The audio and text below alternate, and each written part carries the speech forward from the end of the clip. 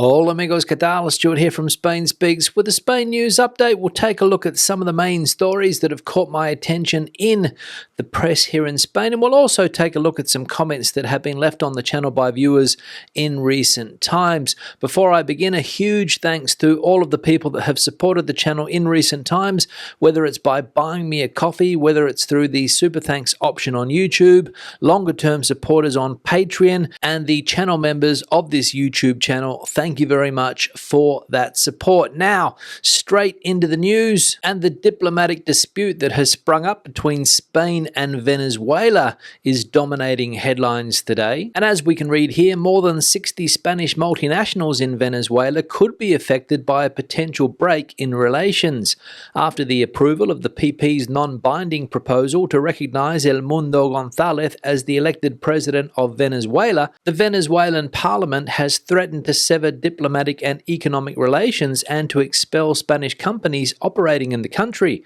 Regarding exports from Spain, and according to the most recent data, Venezuela ranked 99th among Spain's largest export destinations. In 2022, Spain exported a total of $127 million to Venezuela, with unglazed ceramics being the main product. Meanwhile, Spain was the third largest destination for Venezuelan exports, totaling $518 million, with almost 85% coming from oil sales. According to experts, this trade flow between the two countries has been growing steadily over the past 2 years. Regarding Spanish companies operating in Venezuela, according to ICEX data, there are more than 60 multinationals across various sectors.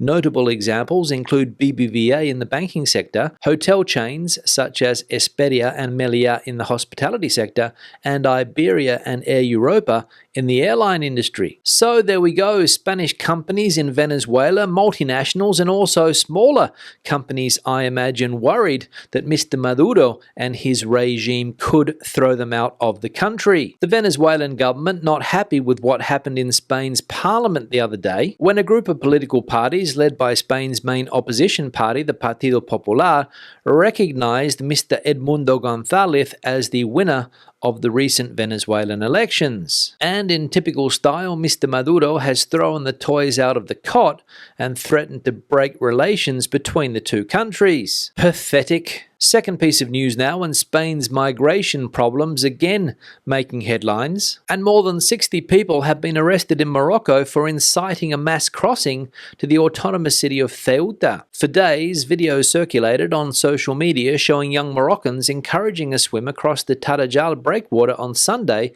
September the 15th, to reach Ceuta. The spread of false news about a mass transfer from the temporary stay centre for immigrants in Ceuta to mainland Spain sparked a large-scale operation aimed at bypassing authorities' controls on both sides of the border. Moroccan police reported the arrest of about 60 individuals, all of Moroccan nationality, between Tangier and Tetuan, suspected of participating in the creation and dissemination of false information on social media. Police sources explained that 13 of those arrested were located in various cities in the North African country, from where they were encouraging the breach of Ceuta this coming Sunday. So there we go, and the never-ending story of young Moroccans trying to get into the autonomous city of Ceuta in the north of Africa. Last week or the week before, numerous people swam into Ceuta from Morocco, and now people arrested for inciting a mass crossing into that city. Third piece of news now, and keeping on the subject of migration and border control, and as we can read here, Spain distances itself from Germany and won't close borders to contain irregular migration pressure.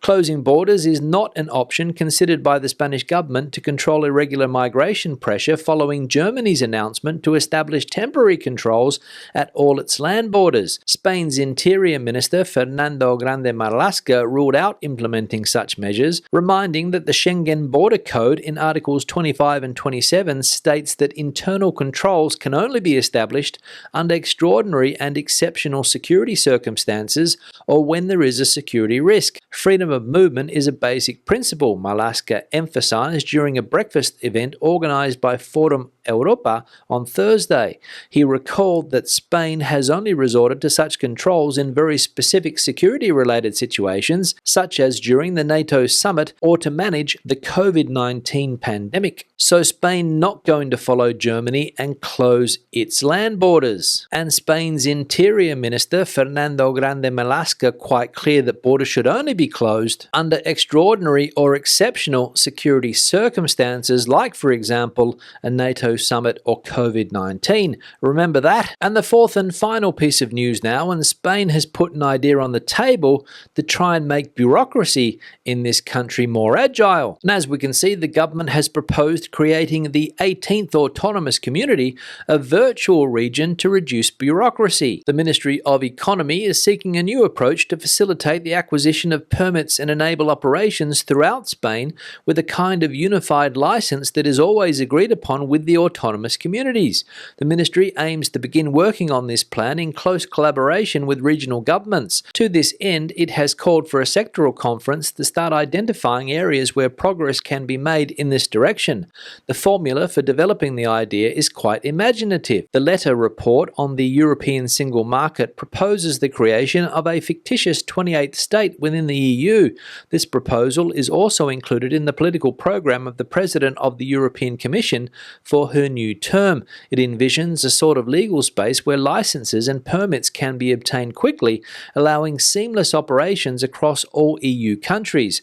This basic harmonization of requirements would reduce bureaucratic burdens and allow businesses to operate in different states with a single license. So there we go, both Spain and the European Union proposing the creation of a virtual state to help speed up bureaucracy. And I must say it sounds like a good idea, because anybody who has dealt with bureaucracy in a country like Spain will know that it's an absolute nightmare. And if you want to operate on a national level in this country and you have to get permits from different autonomous communities, wow, it can be tough. So let's see if this proposal gets off the ground. Now let's take a look at some comments that have been left on the channel recently. One here from Joe: the squatter issue stems from the fact squatting is seen as a civil infraction that is dealt with through legal eviction. This can be time-consuming and expensive. Yeah, Joe, thanks for the comment, and I believe you are correct that getting squatters out of your home here in Spain can be time-consuming and expensive, and people are encouraged not to take the law into their own hands. And to get an idea just how long it can take to evict a squatter from your property here in Spain, we can see here in this article from a law firm here in Spain that on average from 3 to 6 months. And no doubt a lot of anger, anguish and stress for owners of properties in this situation. But, and as we saw in yesterday's live stream, the problem of squatting here in Spain, according to the central government, is not that big of an issue, and figures are blown out of proportion by the right side of politics who are trying to sell you a home alarm, believe it or not. One here from Mikael: Hola Stuart y todos. Fear-mongering or not, I don't know, but for those who have their property kidnapped, stolen, it must be an absolute nightmare. The laws must change to support the property owners. That's what I think. Yeah, Mikael, thanks for the comment, and many people no doubt would agree with you that laws in this country need to change in order to give more protection to property owners. And as I said before, and you also mentioned it there, it must be an absolute nightmare for people that are in this situation, people that have squatters in their properties. One here from Penrose: I thought the problem with squatters was that they initially entered a property legally, but then stopped paying rent. An alarm wouldn't help that scenario. Yeah, Penrose, thanks for the comment, but that is just one of various ways that squatters can take over your home. They sign a contract, move in legally, but after a couple of months they stop paying rent, and good luck getting them out. And if it's a family that's considered to be in a vulnerable situation, good luck with that. But another way a squatter can enter your home is if it's empty or vacant. They somehow force entry and change the locks, and if they've been there for a while, also good luck getting them out. Because as we saw earlier, it can take anywhere between 3 and 6 months. One here from Guayames: Spain at war with a conservative government in Argentina and a socialist one in Venezuela?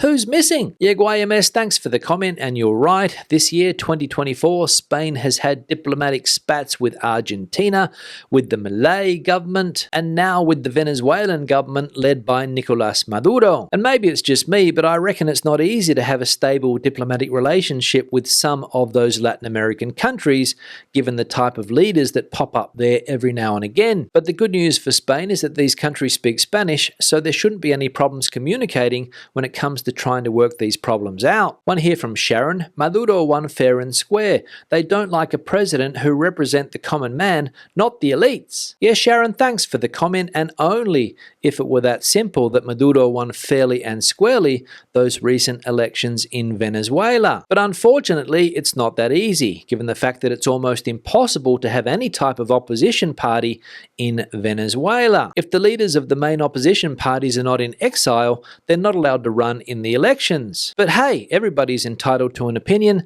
and to believe whatever they want. And the final comment here from Todd: have anyone's pets ended up as a dinner? Yeah, Todd, thanks for the comment, but as far as I know, here in Spain, no pets have ended up as someone's dinner. But I'll just check to see if my dog's okay. Hi Mia, how are you? Everything well? You haven't ended up on somebody's dinner plate yet? So as you can see, Todd, all good here, nothing to worry about. But I imagine it's only a question of time before the same narrative hits Spain and immigrants are accused of eating pets. You can't make this shit up. On that note, I'm going to wrap the video up. Questions and comments, please leave them in the section below. If you have anything to add to the conversation today, the comment section is the place for you. Give the video a thumbs up if you liked it, thumbs down if you didn't. I'll see you in the next one. Hasta luego.